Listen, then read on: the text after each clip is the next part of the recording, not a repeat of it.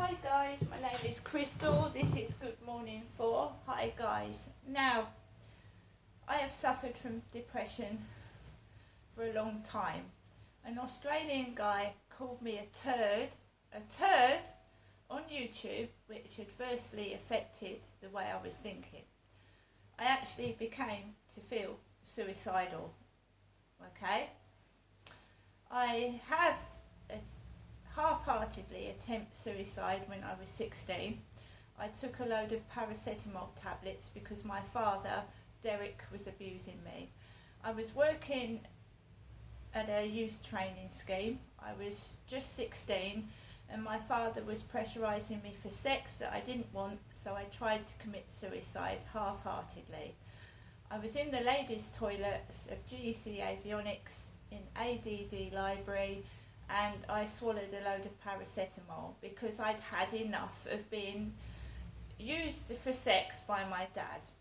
Right, I'm going to read the book on how to deal with suicidal thoughts from Cognitive Behavioural Therapy for Dummies. Managing suicidal thoughts. The most dangerous element of depression is that the feelings of hopelessness you can experience may become so strong that you try to take your own life. Don't panic about having suicidal thoughts if you're depressed. Such thoughts are very common, and having them doesn't necessarily mean that you'll act on them. If you've been feeling very hopeless about the future and have started to make plans about how to kill yourself, you must immediately seek medical assistance.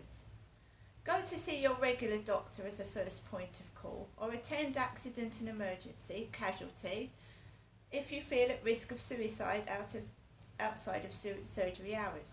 So when two police officers, young males, came out to me, a 50-year-old woman from Kent Police, two young men came into my flat. I said I was experiencing bullying from upstairs by my neighbour. The noise was unbearable.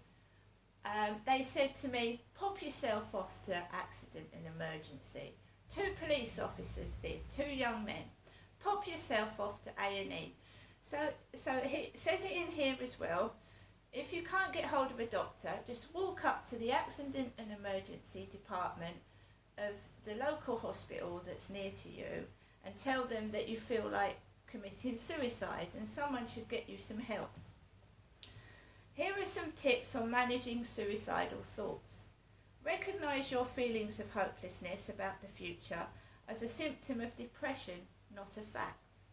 Remember that depression is a temporary state and there's lots of ways to treat it. Decide to tackle your depression for, say, 6 weeks as an experiment to see whether things can improve. Tell a friend or family member how you're feeling. See a doctor and or therapist, or join a support group for further help and support if you're finding it difficult to overcome your depression alone. Try instigating the problem-solving process we outline in the previous section in this chapter for any problem you currently see as hopeless. Before I read the end bit, when I was a child, I didn't have a mother that was able to look after me properly. Me, Crystal, Genestra didn't. We're not talking about my son and me, our relationship. We're talking about Genestra and Jennifer, right? My mum was not able to look after me properly. She was always in a psychiatric unit. She was in Maudsley Hospital in London. She was in All Saints Hospital down here. And I was left alone for 3 weeks at a time with a dad that was sexually abusing me in my own home while my mother was in a psychiatric hospital for 3 weeks. Right? I don't appreciate being bullied by other people. I don't. My mum took the piss out of me when I was a little girl, growing up from a teenager into a young woman. She said I looked like an old lady.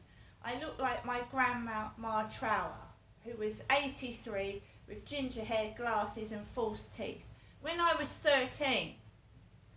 Right? I've got a mum with a childish sense of humour.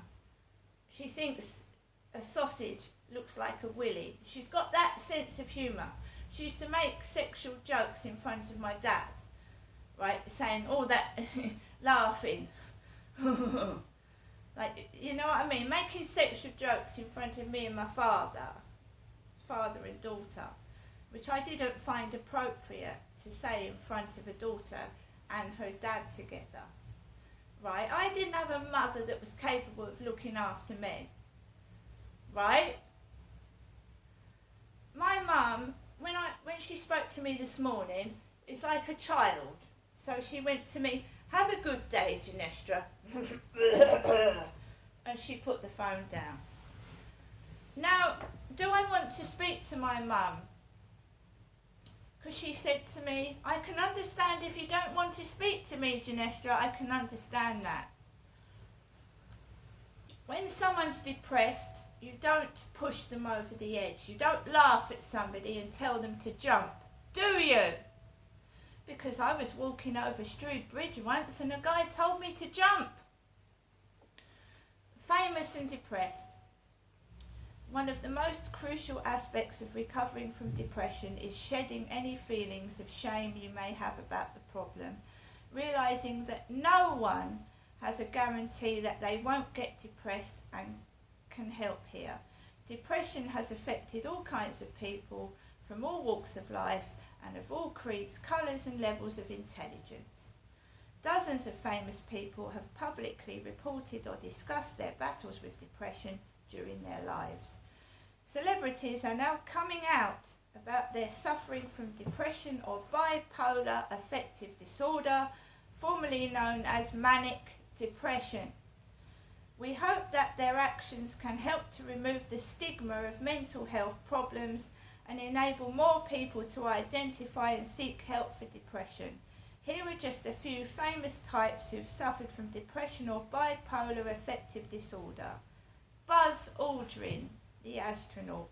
Ludwig van Beethoven, composer. William Blake, poet. Winston Churchill, British Prime Minister. John Cleese, comedian, actor and writer. Charles Dickens, writer. Germaine Greer, writer and journalist. Spike Milligan, comedian, actor and writer. Isaac Newton, physicist. Mary Shelley, writer. Vincent van Gogh, artist. And Lewis Wolpert, embryologist and broadcaster. In our clinical practice, we often treat doctors, psychiatrists and other mental health professionals for depression. So it just goes to show that anyone can suffer from psychological illness, even those who earn a living treating it. So when people take the mickey out of me, "Oh, it's your depression," it can be serious. People can try and commit suicide. So anybody that's, keep digging, you're ugly, you're fat, ugh, yuck. What is the whole point of that? Is that making you feel good, driving someone to almost suicide? Is that making you feel good, is it? Because that is help killing someone. Your bullying is helping someone. You helping someone to go over the edge. That's what your bullying is doing. And I hope you're satisfied with yourselves. Because that guy who called me a turd just because I sent him a Christmas card nearly did drive me over the edge. Now I am getting myself back on my feet and forgetting about him.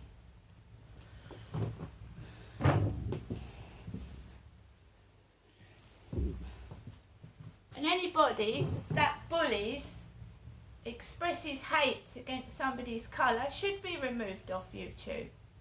They should be. They shouldn't be able to show their followers hatred of another person and following somebody about and being cruel to them. And that guy accused me of something I didn't do in 2015. That's when I got my head smashed in, 2015. This Australian guy said to me that I was mixed up with somebody else and doing things to him. And at that time, I didn't even know he existed. So he was encouraging other people to go for me. And he'd also threatened another person with death and involved me with it. And YouTube removed him, but the police didn't do anything with him. And that has profoundly affected my life, calling me a turd for sending someone a Christmas card. See you later.